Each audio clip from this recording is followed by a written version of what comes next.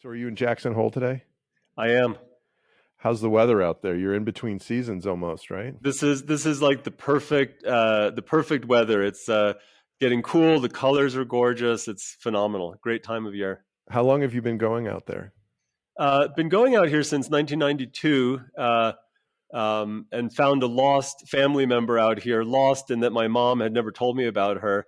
Uh, a black sheep cousin who's wonderful, and yeah, and it's really because of them that we wound up buying a place out here, even though we had been living in London, which was so far away. And then Mm. somehow this vacation home turned into the real home for us. So we've been living out here for the last 5 years full time, and but going back, we've had a house here since about '09, and was coming more or less since 2000 regularly. Did you grew up in London? I grew up in the New York area until I was 13, lived in Iran for a few years, then lived in London through college, then back to the States where I worked for Salomon, then to London when I started working for LTCM. And then we stayed in London until just a few years ago. So we had all of our three kids there. And yeah, You're my second Iranian guest of the week. no way. It's a very Persian rich week here on Crazy Money. That's What crazy. years were you in Tehran? 76 to 78. That must have been crazy. What was going on during those years? Well, in the beginning, when I was there and I was adjusting to it, it was great. Everything seemed fine.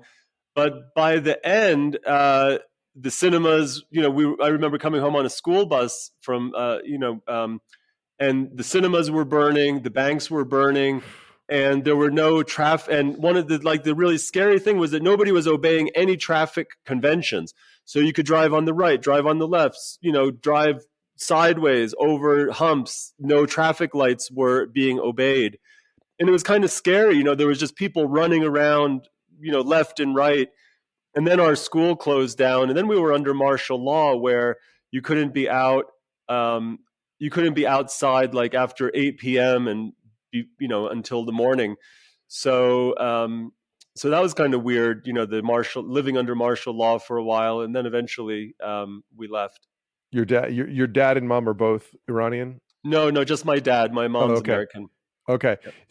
So that's in between the Shah and the revolution. That was the crux. Right at and the that's how end, things yeah. changed. Yeah, so the Wow. Shah, so Khomeini had not come, the Shah had not left, but it was getting really sort of dangerous and crazy there right at the end. And so you went back to London to finish your schooling? Well, we wound up in London, like living in a hotel, because my dad thought we'd be going back to Iran any day for me to continue high school and so on. That he just didn't believe at the time that it was going to be long lasting. So we sort of set up camp in London. And then one day my dad said, you probably ought to go back to school again, after I had missed about 6 months of my junior year of high school. And I was like, okay. So I, rolled up to a school, the American school in London. And they said, where's your transcript? And I said, we don't have a transcript, but I do have a passport.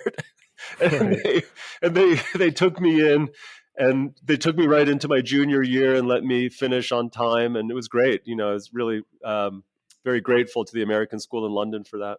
Yeah. How old were you when you discovered that you had a gift for mathematics?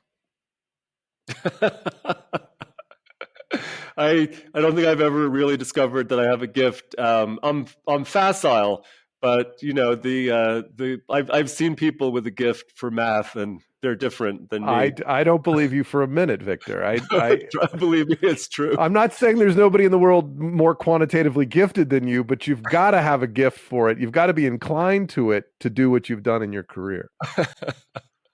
Yeah, well, certainly inclined to it. Yeah, I've always loved math and found it easy, but yeah, I don't have the real gift for math that the really gifted people have.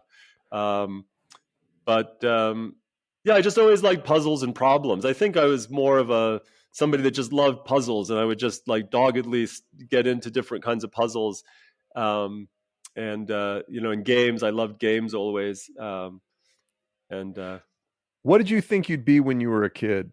A doctor. Professionally, you thought you'd be a doctor? A doctor, yeah. I was like, I'm going to be a doctor. I told everybody.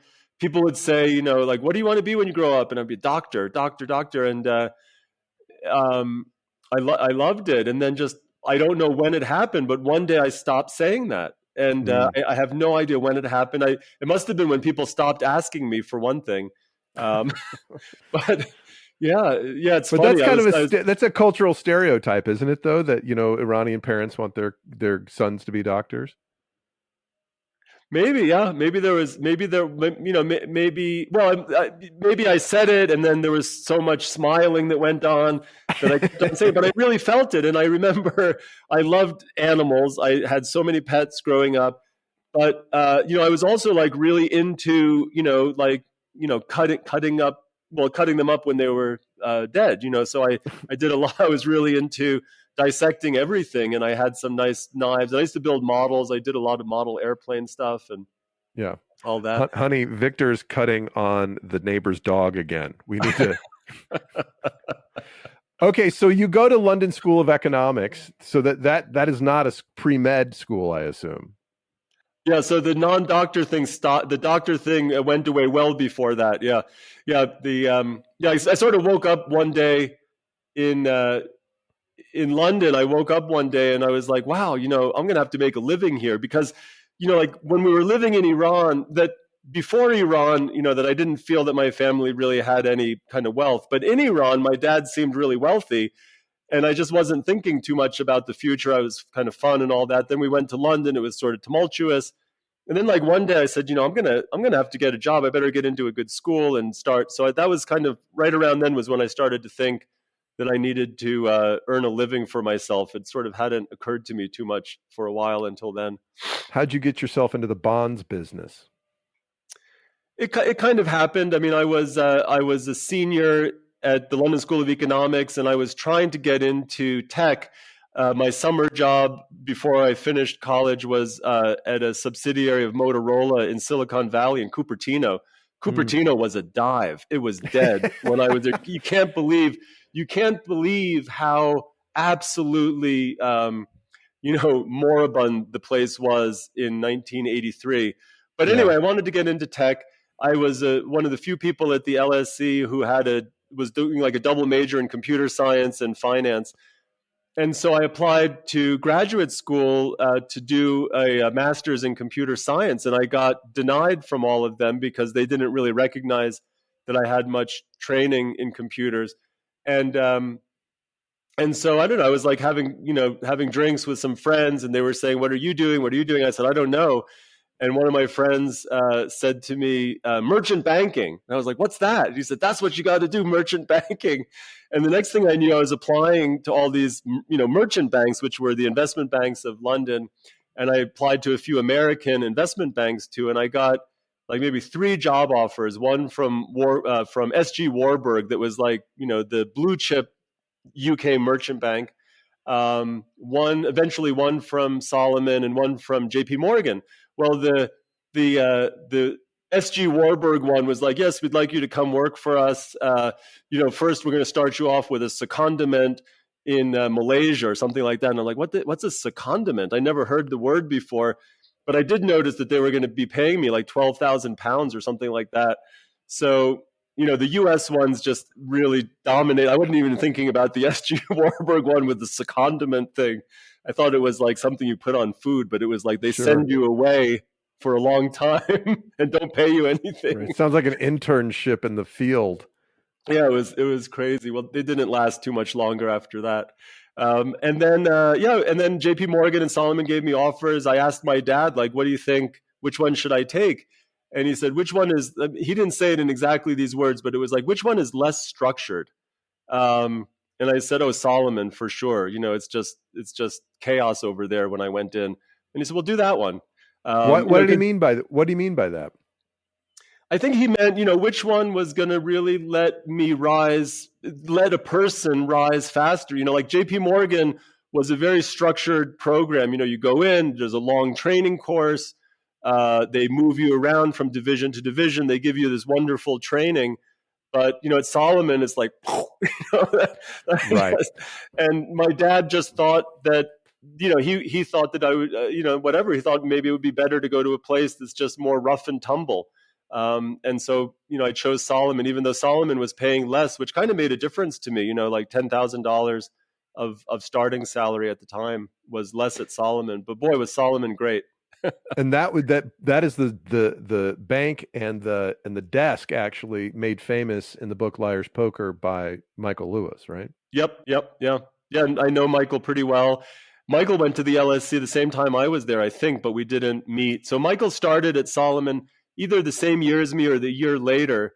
But I was in research and he was in sales and trading to begin with. And then, but anyway, yeah, we got to be friends over time as well.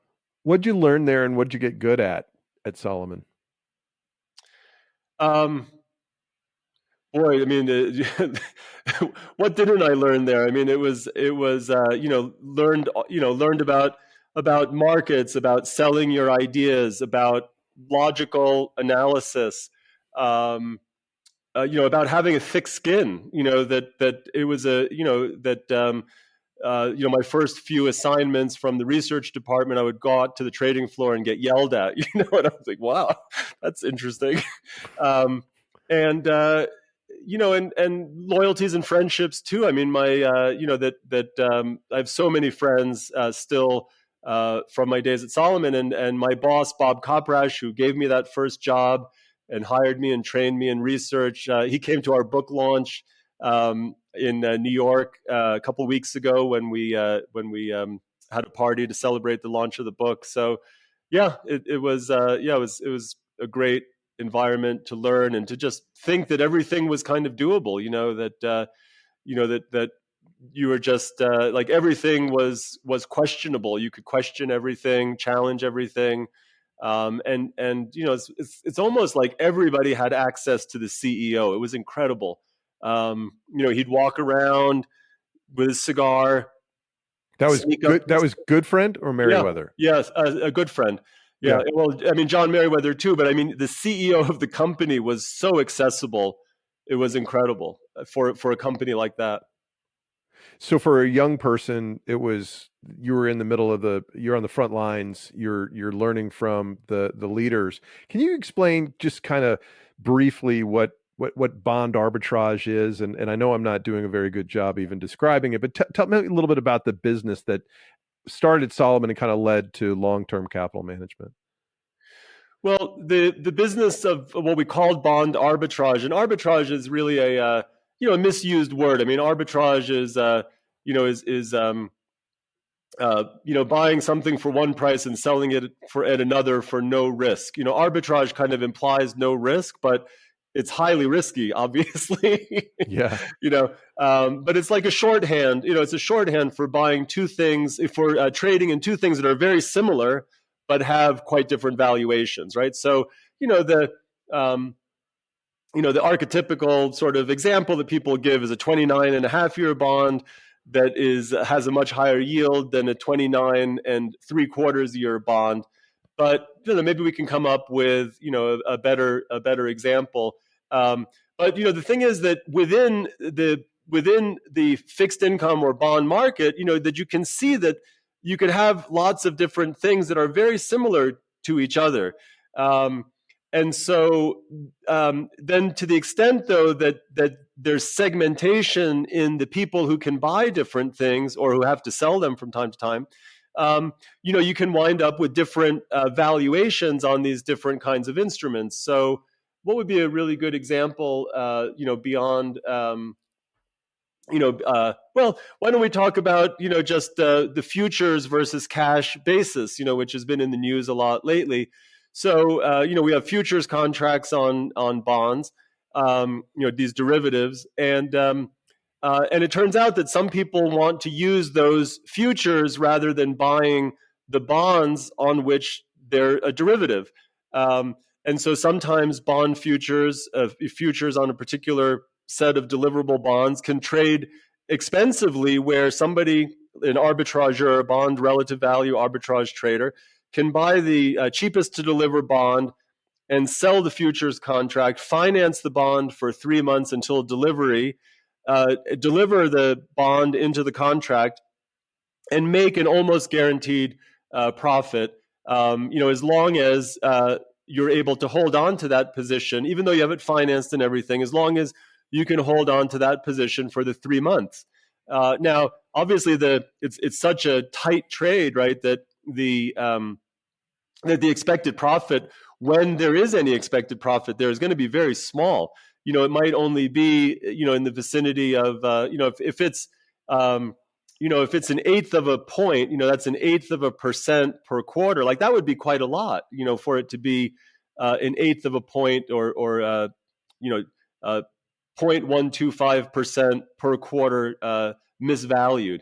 So obviously, like, you don't want to get somebody's capital and just put that trade on and earn this extra 12.5 basis points per quarter or 50 basis points per annum. Like, people would say, well, I'm not going to give you my capital to do that. So you say, okay, well, how about I'm going to leverage that up, 10 to 1 or 20 to 1.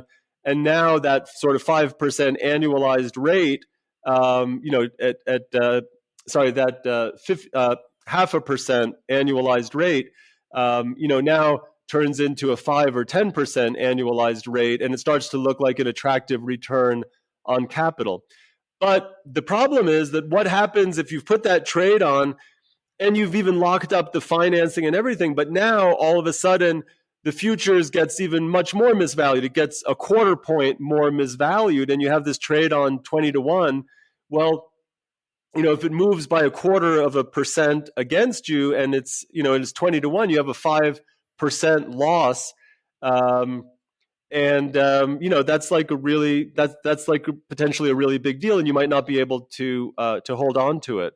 So, that's kind of a good example of how it works and what the risks can be, et cetera. Yeah. As John Maynard Keynes said, markets can remain irrational longer than you can remain solvent sometimes, right? And so you might have the right idea, but it's gotta be seen through until that position can be unwound, right? Yes, absolutely. Yeah. And that's what our book is about in a way, right? It's that our book is about the sizing decision versus the selection decision, that you can make good investments, you can find the right investments, but if you size them too big, they can really hurt you. And it's not only, particularly if you use leverage, but even if you don't use leverage, having too much risk can really eat into your compound returns over time and leave you worse off, despite having identified good investments. So I want to talk more about long-term capital management, but this seems like a good time to introduce one of the concepts from the book that I found very interesting. Let's talk about the exercise of flipping a coin that I am certain will turn up heads 60% of the time.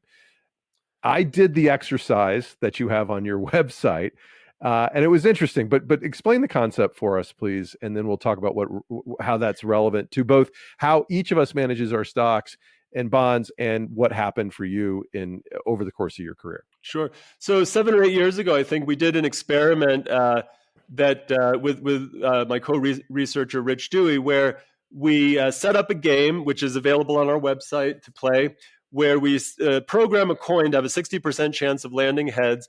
And then we gave people $25 and said, you can play this game for half an hour, flip to your heart's content, make your bets, and depending on how things work out for you, we'll pay you however much money you've made up to a limit. And we didn't tell them the limit, but it was $250. And if you got close to it, we told you were close to that so they could sort of taper down and stop, at hitting that limit. And what we found was that people playing this game sort of didn't have a really good toolkit for how to play it in a sensible way. A few people did, but by and large, we saw all kinds of erratic kind of betting, and like 20% of the people went bust, actually, even though they were betting on a coin that has 60% chance of winning. So, yeah. So it really gave us this, it really strengthened our belief that this question of how to size your bets needs more attention and education and discussion out there. So that was the coin flip experiment. We wrote it up in a journal eventually, and it was really fascinating. And it's still fun. I still like playing the game. I think one of the crazy things in playing the game is just how, like, every other time I play it, I'm convinced that our random number generator isn't working, because random just never really feels random, and of course, here we are, we have all these really sophisticated, trained people playing it, and they would occasionally, they would just be, they just couldn't resist betting on tails, even though they knew it was crazy. It was like, well, I got 4 heads in a row, I had to bet on tails. And that was just one of many different, strange things, strange behaviors we saw in people playing the game. So I think it would be interesting if I could write a program or have a program and just give it the rules and let it play, as opposed to me playing it and having to make a decision for every single flip of the coin, both on what I'm going to choose and how much I'm going to bet. Right. And that plays into your thing that we have to have a system in our investments, and we have to trust the system, as opposed to just waffling back and forth between what our goals are supposed to be. Yeah. And time is just such a difficult thing to manage because, like, we got people to play this game. Then we said to them, if you had played it like this, if you had bet 15% of your bank on every single flip, 15% on heads every time, you would have made $250 quickly by the end. And you tell that to them, and then you say, do you want to play again? And they're like, yeah. And we talked to them about that. We didn't let them play again because we did care about the money we had for the experiment to pay out for the experiment. Sure. But for sure, they would have played it exactly like that, for a half an hour or however long it took them to get $250, right? But when it comes to investing, like, we have to do that. We have to be disciplined like that and boring. And we have to be boring like that for 40 years. And that's what's so difficult. Like, it's, to be rational for half an hour is a piece of cake. But it really gets tough, like when years go by and you start thinking, oh, everything's different. I don't know what it is, but it's so hard to sort of be, to follow a simple set of rules for a long period of time. And I think that, like, nobody is a passive investor for more than 5 or 10 years at the out. I mean, we've heard this from other wealth managers that, like, people make a plan. This is going to be their asset allocation. They're going to stick to it forever. And like 3 years later, they're changing it. So. I think you're making a pretty big assumption that most people can be rational for a whole half hour at a time, but that's, you've probably got a kind, generous heart. I found that after, I don't know, 10 or so flips, I started to get bored, and I was like, okay, let's see what happens if I bet $10. Because at first it was like $2, $2. Then I was like $5, then $6, and then I'd lose and I'd lower the bet, and then I'd be like, screw it, let's look, I'm going to bet $15. And of course it's going up and down, and so really being able to, at times when your emotions are driving you, being able to come back to the rules is that much more important around both sizing and choices that you're making in your picks, right? Yep. Yeah. So let's go back. How did long-term capital management start? Where did a lot of these guys came from? The Salomon desk, right? Yeah. So it was after this Treasury auction scandal where Salomon got in trouble for trying to buy too much government debt in some of the auctions, and the regulators, I guess, not sure, I guess the Treasury or the Fed or whatever, asked the CEO, the president, and the head of trading to leave the company. Eventually, the head of trading, John Merriweather, was exonerated and he was allowed to come back to Salomon, but he had been gone for, 6 months or so. And there was a new CEO in charge of the firm. Goodfriend and Strauss weren't able to come back. I guess they were not, given the same treatment as John Merriweather was there. But John, was outside the company, and a lot of people had come to him and said, "Oh, you should start a hedge fund, and we'd love to invest with you." And coming back to the firm was just a little bit less attractive to him, than the alternative of doing that. So he decided that he would start this hedge fund, and sort of one by one, a number of people joined him that weren't at Salomon, or weren't full time at Salomon. So Bob Merton and Myron Scholes joined. Maybe Myron was a little bit later, but Bob joined right in the beginning, and a few others. And then, some of my partners at Salomon started to leave one by one, and I decided to leave as well. Um, and I'd just gotten married, and I thought it was, I thought it would be a great adventure, and I wanted to stay with John and with some of the other partners who had left. I don't know what number partner I was that had left Salomon, but I was probably one of the earlier ones that left to join John, and Eric had left before me, and that was it. We got a lot of interest from people to invest with us. We liked the idea of being able to invest our own money in our business, which we weren't really able to do at Salomon. And, it was just a really exciting kind of fun adventure. We had lots of long-term plans for what we were going to grow the business into and do with it, that were unfortunately cut short. And what was the what was the secret sauce behind your business model? Um, the secret sauce. Yeah, it doesn't seem too secret now anymore. I have to remember. Jeez. Well, that's Yeah, part of the problem. That's part of the problem, because a few years in, what you guys were doing was really working well, and then other people started to do it, yeah, which makes it was not a very well kept secret, once we were out. Um, so, I mean, look, in the in the early days of what we were doing, when we were doing it at Salomon Brothers, it was really bringing, the secret sauce was bringing together uh, quantitative models for evaluating the relative value of different securities, together with a good understanding of flows and the financing market for these things, and what were the segmentations, what would be catalysts to make things revert back to value, to revert back to more fair values, et cetera. And so, I think that that's what we brought to LTCM as well, and that's what we were doing. We were trying to do this, this combination of trying to understand um, what was driving the flows, how far the flows could go, together with having an idea of what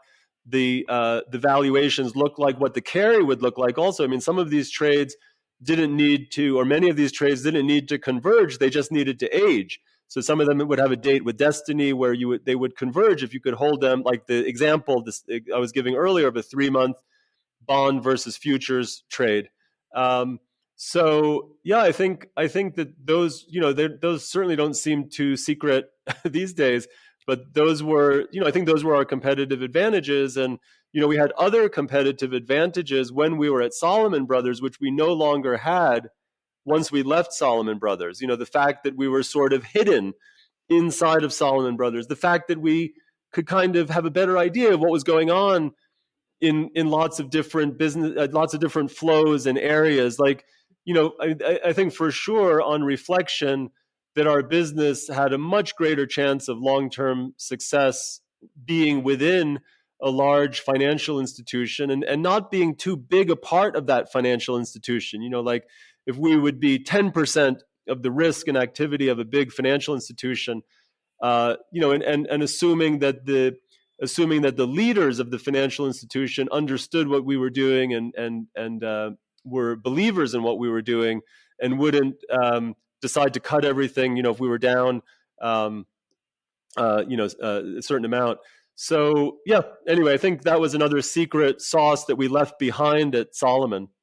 So you talked about quantitative models. You had big time brains at this shop. You had 2 Nobel Prize winners, Merton and it was Scholes, right? The co-author of the Black-Scholes formula, which is a formula for which he won the Nobel Prize that helps price price options. So really high profile academics that came in and helped prove I guess that gave a halo effect of the business model, that those models would work.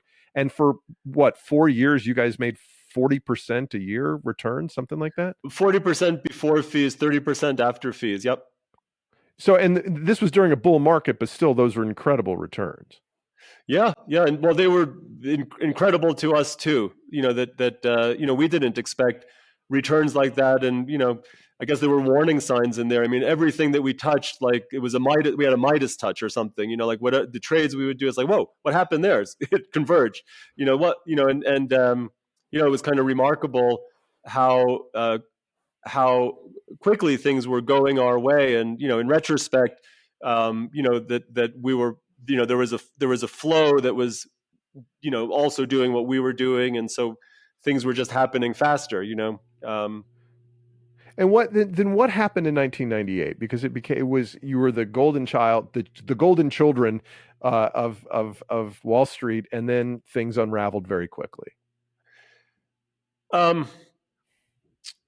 So I guess the first thing that I would say is that one of the things that we know now, 25 years later, that we didn't know then, was that in 2008, the markets, with nothing to do with LTCM, the markets just went totally crazy. And so actually, I think it's fair to say that the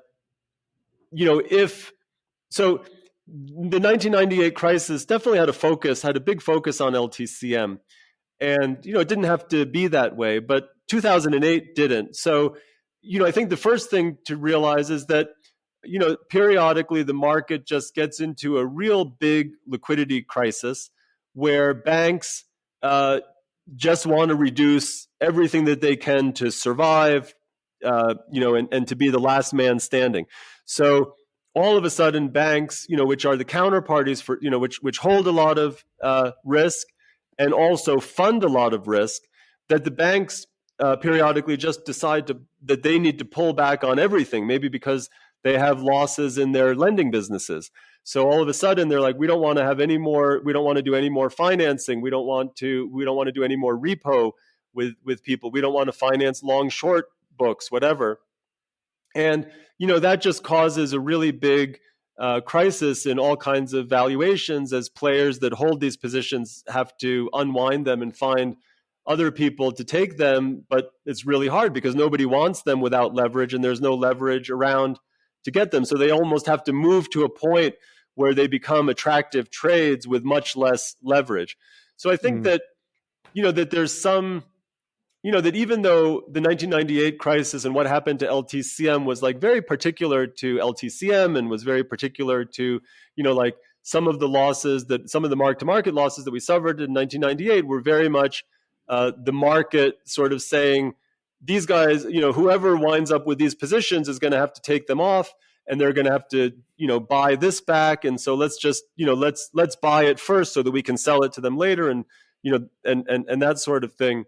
But, at the same time, I would say that the type of crisis that washed LTCM away, it's a crisis that probably comes every so often. And, unfortunately, we just, our positions were too big, and we thought we had a lot of contingent capital. We thought that it would be easy to raise capital from all these people that were dying to invest with us when things were going well.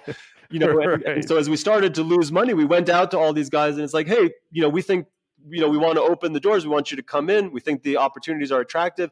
And many people said, yeah, we're in, and we'll invest, but we'll only invest if you raise, this amount, and we were like, okay, we're really close, but it just kept moving away from us. But we were close.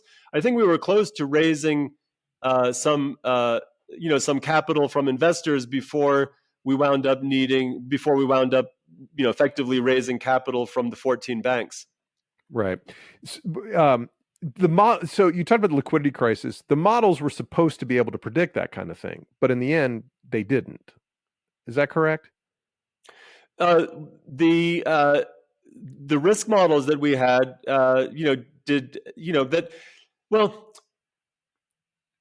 in some sense, it's not clear whether the risk models weren't giving us, a 0.5% chance or a 1% chance per annum of something like this happening. Now, who knows what the probability of this happening was? I mean, now, once it happened, it happened.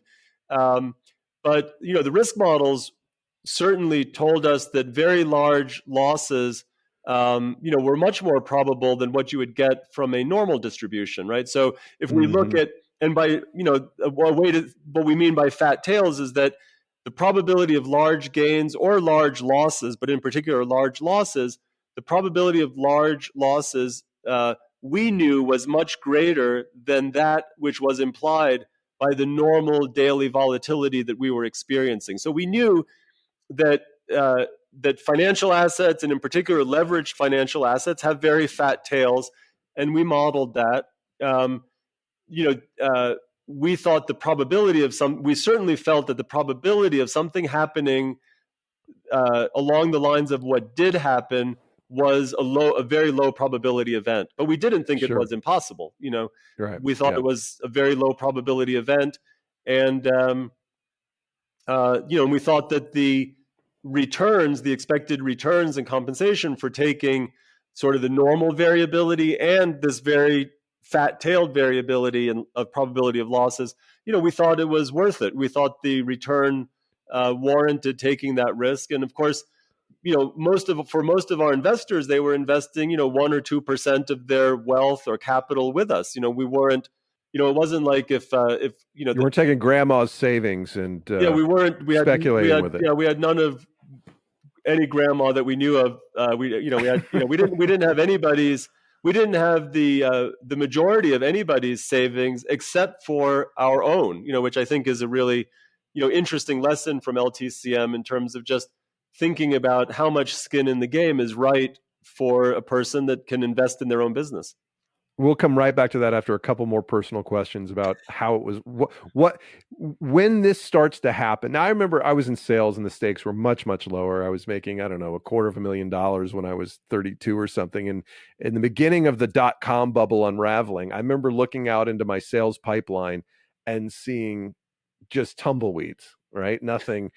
And the feeling I had in my gut was like, oh, we're screwed. I mean, I felt sick to my stomach. But you're dealing on, to the tune of tens of billions of dollars. What's it feel like when you see things starting to head over a cliff and there's not much that you can do? What was that like for you personally? It was terrible. Terrible feeling. However,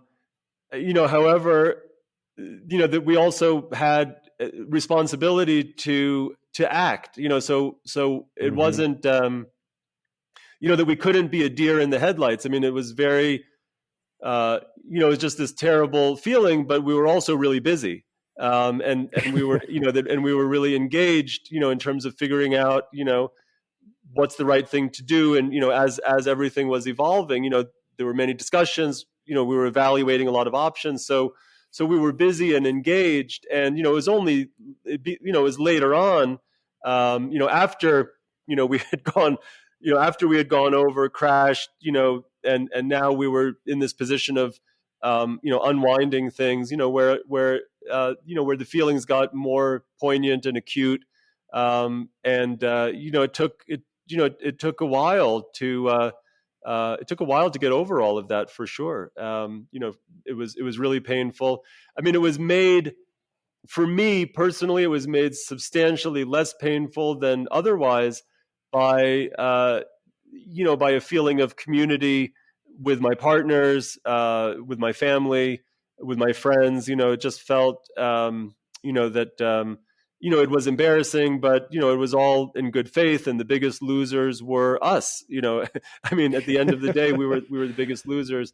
So but it was very, very painful, and yeah. I'll tell you one funny story. I think you're gonna, because I know you have a sense of humor.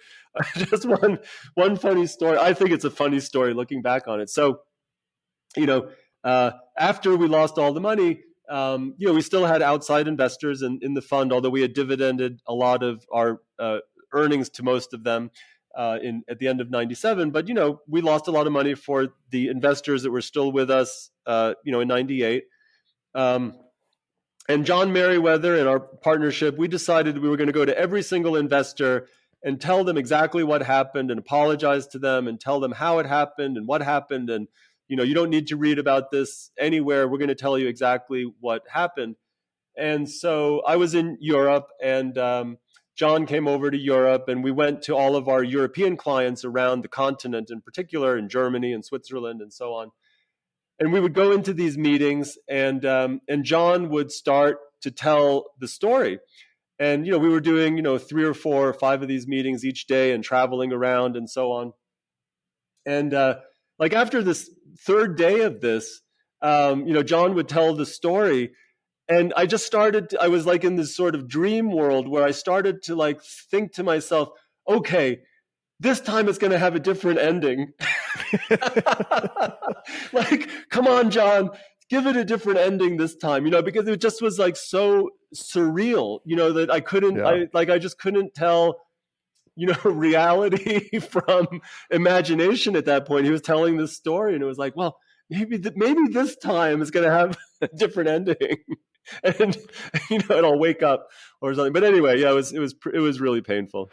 And I was interested to learn, actually, as in chapter 8 of your book and in some other research I was doing, that, as you said, when I think about long-term capital management, I was like, oh, that hedge fund blew up, everybody lost all their money. But that's not, some people lost a lot of money, but not everybody. Like, you gave 3/4 of it or half of it back at the end of 97, like you just mentioned. Yeah, so at the end of 97, we dividended out all the profits to all the investors pretty much. And as a result of that, almost all of our investors had a positive IRR on their investments, because we had just made so much money over those first 4 years. So almost all of our investors made money. The typical investor made a 20% IRR actually on their money. Our early investors, because remember, we closed the fund pretty early on. So we just had these early investors, and like all of us, they compounded up really fast. And we gave this dividend, which everybody was unhappy about that we were making the dividend to, because people could take their money. Because they wanted to stay in the fund. They wanted to stay in the fund and keep compounding. And we were like, well, the opportunities are limited, and we don't want to get too big, and we want to keep a good return, and and we want more of the alpha for us partners. Well, so, you got it. Yeah, we got it. Exactly. Exactly. So yeah, I mean, I think very few investors had a loss. Unfortunately, UBS was one of those investors that had a loss. That it's kind of a long story that can be read about elsewhere. UBS lost, hundreds of millions of dollars, but away from that, very few investors lost money except for us partners. As you said, we got just what we wanted, more of the return. So yeah, I think that's that's really the whole. By the way, that question is the focus of a Harvard Business School case study. That's a great case study in finance, where Andre Perold, one of the professors there, wrote this case study up. It's very realistic. And it says, okay, it's 1997, you're at the end of 97, and the partners are debating whether to pay out this dividend or not, what they should do, what should they do. And I think that's a fascinating question. We had a lot of internal debate. I came down in favor of making the dividend, which, I look back on now as a mistake. Other of our partners were arguing strongly for not making the dividend and growing the fund and making us safer. So it's really an interesting case study for people to learn from. Do you ever? I don't always deal well with regret, and I can overthink things and worry too much about things I have no control over. Did it take you a while to just stop saying woulda, coulda, shoulda about what went down? Yeah, sure, but the main part is that it did stop. Yeah, I mean, I think that's the lesson for people, or what's interesting in the experience is, yeah, I mean, it did stop, it went on for a while. I don't remember exactly how long, but it stopped. And, I think that, yeah, I mean, what do they say about what do we regret at the end of our lives? What we regret are the things that we didn't do, right? I think that's what people say. And I think there's a lot of truth to that, because we get to the end of our, as our lives go on, and especially if things are okay for us, if we're healthy, if we're happy, if our family is doing well, we kind of realize that, okay, who knows what would have happened on some other path? We can't choose some other path and be sure that things would still be good. And I think that there's so much I've learned so much from going through that experience and kind of seeing, wow, like, I'm not sure. I'm not going to say some things out loud that should not be said out loud. So I'll just stop there. But I think there's a lot that's, that there's a lot of shared experience that people have with going through really difficult times and coming out the other end and realizing, wow, like this is, it's okay. So Yeah. the book is called The Missing Billionaires. How does all of this inform what you want to share with the reader? Um, Your as I career think as a whole, not just long-term care, but your career as a whole. You want to you want to give the reader a deeper understanding of markets and their own behavior as investors. What is that you want to impart on them? I want, and my co-author James, we want to help people to be equipped to make better financial decisions, to realize that, and to make better decisions in general. Some, in some kinds of choices that we have to make under uncertainty, they don't lend themselves that well to um, to really logical frameworks. But in general, we want to help people to be able to make better decisions by realizing that they have to do two things. They have to think probabilistically about outcomes, and they have to um, think about what's the appropriate objective function to apply those probabilities to. So in the case of money, that we shouldn't be focused on expected wealth or expected money. We need to focus on the expected happiness that the money gives us. We need to interpose an objective function that translates from money to what we really care about, to what we're getting from spending or giving away our money. And I think that this general idea of having an objective function that really thinks about, like, okay, are these negative outcomes just much worse than the positive outcomes are positive, can be applied in many different in many different types of decision. But I think that the general idea of both having a probabilistic approach to thinking about decisions, not just focusing on the most likely outcome or the base case outcome, but really thinking probabilistically and having an objective function that is appropriate for you in terms of what you care about. And as I say, it works pretty well. It works really well for when it comes to money and wealth, and it works well in lots of other decisions too. And the decision theory behind it all, was really developed more generally. And it just so happens that it works really well when you start to get into money, because money is fungible. Preferences over different kinds of goods or experiences are not as fungible and can be more difficult. And you get all kinds of weird, funny kinds of preference reversal things, that can happen. But when it comes to money, it's kind of a good way of thinking about things. So when you talk about expected utility, that's kind of an economist's romantic way of saying, what do you want in life? What are the things you want to be funded?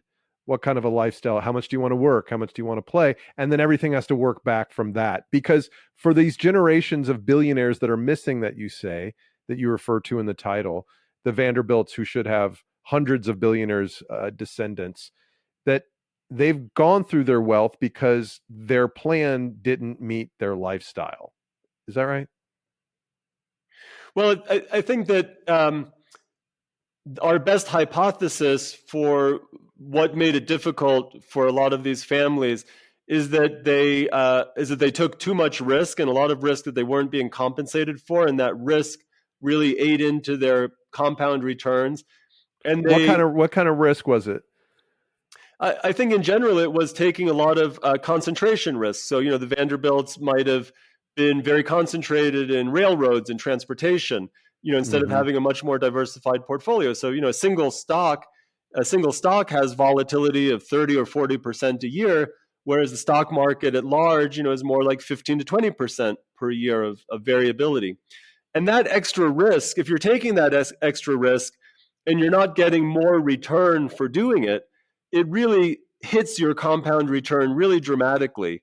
And that might warrant a couple of minutes of explanation, if it's okay with you. And I'll come back to that in a second. Sure. Just to, in the second part, right, is that you also need what you were talking about. You need a spending policy a way of, an approach to spending your money that's consistent with how you're investing, the risk that you're taking in your investing, the expected return in your investing. And the spending needs to be consistent with that, which means that the level shouldn't be too high. And the spending also needs to be flexible. So if your wealth goes down, you have to be willing to spend less. If you're not willing to spend less, you can't take risk in your portfolio. And having an inflexible and or too high of a spending policy combined with taking too much risk in your portfolio, just sends you off a cliff of wealth destruction really, really quickly. And you can see that in a quick spreadsheet simulation. What I mean by risk eating return, right, is let's start off with a really simple example. You have some investment which makes a 50% return one year and it loses 50% the next. Well, your average return is zero, right? Plus 50 and minus 50 average out to zero. But if you go up 50 and down, then down 50, or down 50 and then up 50, you wind up with 75 cents on the dollar. So we call that volatility drag. We call that, the risk is sort of eating the compound return. The average return is zero, but your compound return is minus whatever, 12.5% a year per period. Well, that seems like a contrived example. It seems like a silly example, but let me give you another example that's a little bit more realistic. Let's say that I give you a crystal ball and I say, okay, the average, here's an investment portfolio. It's concentrated set of stocks, but I'm going to guarantee you that over the next 100 years, the average annual return that you will earn will be 5% a year above the risk-free rate. Guaranteed. That will be the average. But it has 30% volatility per year. So one year it'll go up 35. It has 30% volatility. So one year it'll go up 35%. The next year it'll go down 25%. But it's going to average out. One year might go up, 15%. Whatever. But on average, you'll make 5% a year. The average annual return, and the volatility will be 30% a year. So there's no risk at all in terms of the long-term average annual return. And I say to you, okay, how much of your money do you want to put into that? It's the only investment you can make. You're wealthy. How much do you want to invest in that? Somebody might say, if you're basically taking out the risk of the average return, I'll get leveraged and invest in that. Well, let's just say that you weren't that gung-ho about it. You just said, okay, well, I'll just put all my money into that. So I put all my money in that. Well, what's your compound return if you put all your money in that? The answer is your compound annual return is 0.5% a year above the risk-free asset. Instead of it being this 5% average, right? By going up 35 and down 25, it takes you to $101, from 100 to 101, or down 25 and up 35 takes you to 101. So that's 0.5% a year of return. So your compound return is just 0.5% a year. You've given up all of the positive expected return of your portfolio by having this risk. Now, if your risk was more like 15% a year, which the stock market has been more like 15 to 20. But if your return, if the volatility were 15% a year, so you went up 120, you went up 20% one year, and the next year you went down 10%. So you still were averaging 5 with 20%. With 15% volatility, your compound return would be about 4% instead of 0.5%. So you can sort of see how that extra risk, this idiosyncratic risk that probably a lot of people had in their portfolios, in the central case of earning the average return, really hurt your compound return a lot. Now, if your compound return is 0.5% a year, but you're thinking, I'm going to make 5% a year, and so you decide you're going to spend 5% of your money per year, you can see that you're right off the cliff. You're just going to, within 30 years, you'll have no money left. Especially if you go with like a 5% fixed amount, that you're not even moving the 5, but even with 5% changing it. So you can imagine how some of these wealthy families, they got to be wealthy quickly. So they said, I'm going to buy a house, I'll buy a house and I'll get a block in Manhattan. I'll buy a house for $3 million and fix it all up with 200 rooms. Well, it only cost me $2 or $3 million, that's like maybe 5% of my wealth. That doesn't seem crazy. I mean, today people spend more on their houses. Well, I have 250 rooms. I'm going to have quite a lot of running expenses. Eventually, New York City will start to charge some property tax. But some of these families had houses that were basically the footprint of Bergdorf Goodman. Wow. I mean, it just Wow. and it just set them in. Even though it seemed okay when they started, and they had advisors that would tell them this is okay. You can afford that. But eventually, they couldn't afford it. And when they couldn't afford it, they weren't able to cut the spending down quickly enough to keep it in line with the amount of wealth that they had and the returns that they were earning on their wealth. How do you put these strategies into play for your clients at Elm Wealth? Well, I think one of our missions at Elm Wealth that we tell people is that we want to help you to invest a substantial amount of your wealth in equities comfortably for the long term. And so, our idea is to try to help people to keep on average like 75% of their savings in equities, and to make it more comfortable for them by us paying attention to what's going on, not paying attention by reading the paper necessarily. We do read the paper, but by having a response function, by responding to changes in the market. So when the markets get really risky, we decrease exposures. When the markets have gone down a lot and expected returns in the future look higher, we increase exposures. When the markets have gone up a lot, or the best example is what recently has happened, that interest rates have gone up a lot, but equities haven't gone down a lot. So equities look less attractive relative to safer assets.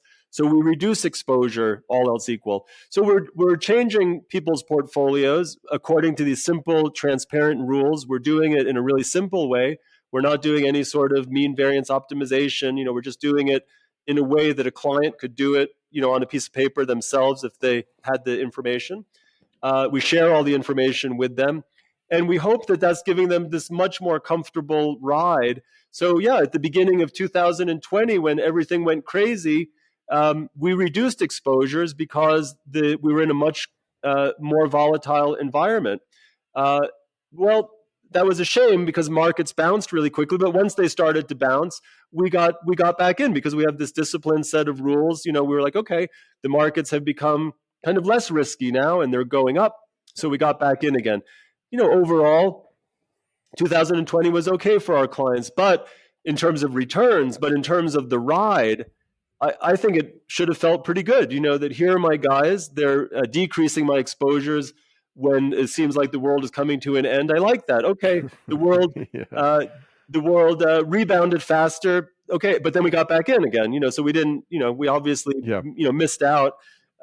And so that's what we try to do for clients. Just a lot of communication, a lot of education, a lot of transparency, just keeping it simple. And just by keeping the fees really, really low, we charge 12 basis points. By keeping fees low, you're just really affecting people's expectations. Like, people know that when you're charging 12 basis points, that they shouldn't, they have reasonable expectations for what you can achieve and do for them. We're trying to give them the market returns in an efficient, risk-adjusted way, using a simple set of rules, and they know not to expect more from us, from what we're doing. So 12 basis points is 0.12%, right? Where other money management firms will charge 0.5% or even a full point, right? yeah, well, others, yeah, I mean, you probably don't take people to baseball games as much as the Goldman advisors do. No. Hey, let me ask you. No. Let me wind it up with another question. Having seen what you've seen and done what you've done for your career, is there any trouble in the financial system that you see that people are unaware of, or that is not getting enough attention right now? I think that a crisis and systematic risk and a crisis and so on is just always nearby. It's never too far away, and I think it's sort of hard. I think it's quite hard to assess whether it's more or less likely at any point in time. I think it's ever present. We have a what do we have? We have a financial system which has a lot of leverage in it, and it's always been that way because we have fractional banking. It's just this. It's not how this is how it's been for 150 years or whatever, or I don't know, or hundreds of years. Um, we think that having banks as intermediaries, is good for long-term economic growth, and so we have a financial system where there is just a mismatch built into the system, not only in the banks, but then all throughout the system as well. Now that changes over time; it ebbs and flows. At some times, there's more or less leverage, but any reasonable amount of leverage that we have, today's leverage, 10 years ago leverage, whatever, it's always enough leverage for a really big problem to happen. And then the other thing that we have, so we have a system where leverage is just part of the architecture. And then the other thing that we have is that we have people, and that people have these tendencies that we've learned a lot about. We've learned a lot about it from all this behavioral economics research that's gone on, and we all are aware of it much more now. We have herding behavior, we have this extrapolation behavior. People are willing to extrapolate from the smallest amounts of data, long into the future. It's always going to be the way it's been the last Right. 3 years. We have all these human behavioral foibles, and they're so hardwired in us that they're just always there and can sort of cause this endogenous risk or endogenous risk to cause really big crises. So I think that I'm always worried and I think that one of the reasons that I decided to invest in the way that we invested Elm is that I just didn't want to be exposed to that. I wanted to minimize my exposure to ever being caught up in a crisis and needing to sell something because I had too much risk or that I had any leverage at all. And so, I think that's what we can all do is set ourselves up to weather the crises, by not getting out over our skis at any time and realizing, that, I think a crisis is always around the corner. I mean, for sure today, there's plenty to be worried about. But I think there always is, or virtually always. An appropriate skiing metaphor from the man in Jackson Hole, Wyoming. Victor Haghani, the author of The Missing Billionaires. Thank you so much for your time. Where can our listeners find out more about you? You can go to elmwealth.com. You can also just find us by typing in Victor Haghani. We'll take you to Elm Wealth as well. We also have a YouTube channel where we've got a few Elm Wealth YouTube, where we've got a few short videos that sort of talks about some of the things we were talking about here today. I will put a link to some of those and the coin flip game in the show notes. I'm sure some people will want to go play the game, see how much they can make in a short period of time. Victor, it's great to meet you. Thank you so much for your, Victor, it's great to meet you. Thank you so much for your time and good luck with the book. Thank you, Paul. Appreciate it.